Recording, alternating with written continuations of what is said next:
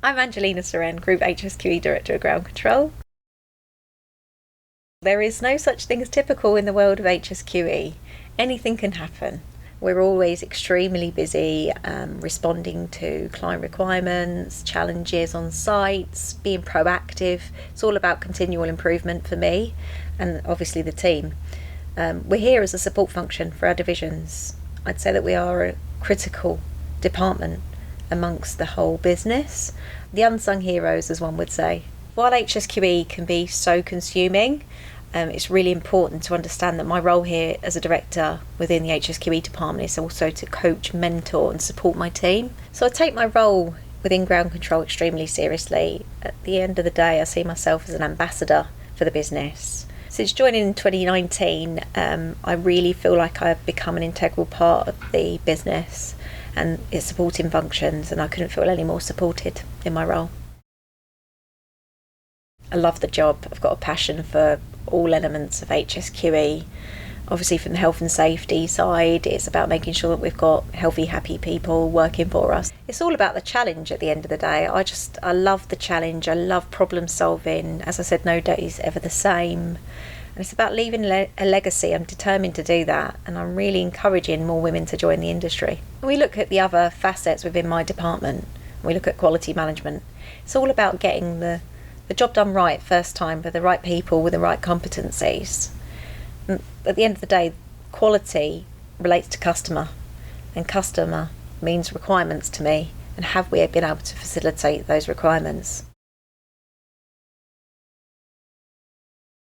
I recently read in the SHP magazine that there's about 29% of safety practitioners are women, so obviously there's huge numbers of men around us, and the environment that I work in the industry, the demographics are predominantly male.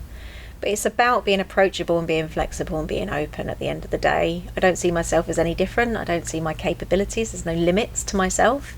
At the end of the day, you've just got to be personable. Confidence is key.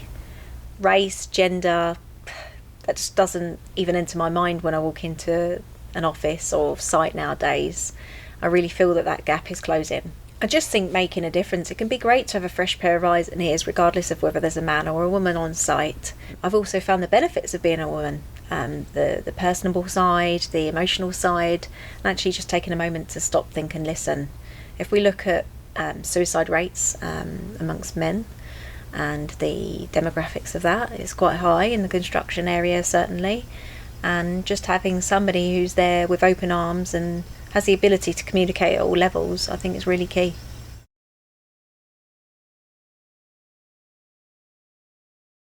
I would say just don't feel like you're limited.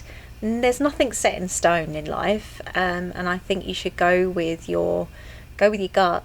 I mean, I knew that this kind of industry was for me because I was very inquisitive and I like challenge and I like problem solving.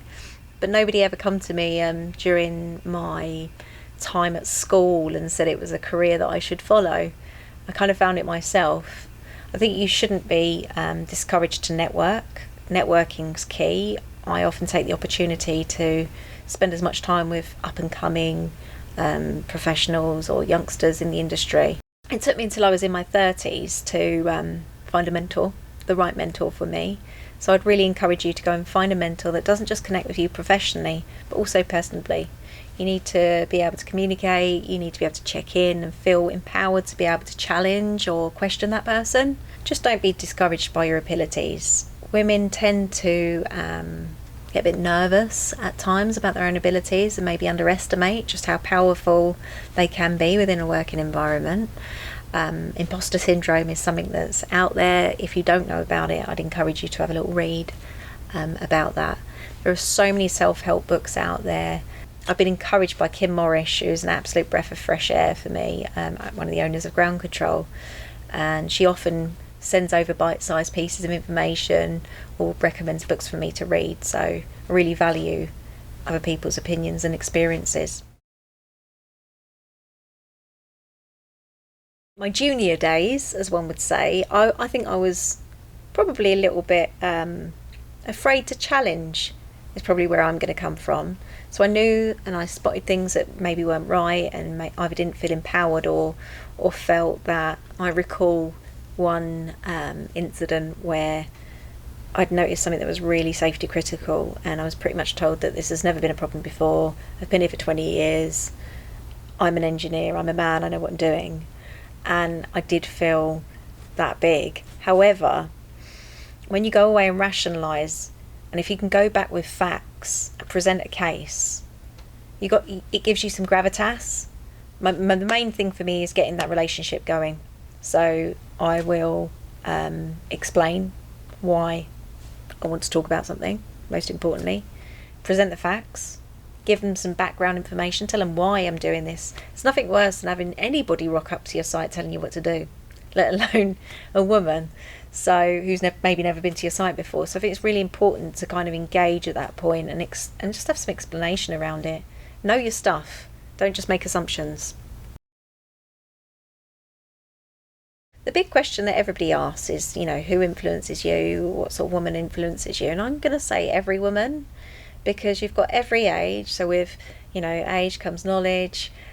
You've got mums that know it all, as they say. I certainly know I have to call my mum now and again to work something out. I think that there's an awful lot. If you look at the dynamics around, medical professionals, astronauts, nothing's unachievable for us now. We've had some massive influencers: Maya Angelou, Rosa Parks, Oprah Winfrey. The list could go on, really. Yeah, so I'd say that there is no one person that influences me. I'd say there's a cocktail of some fantastic, strong women around me that just give me the passion to continue to drive forward.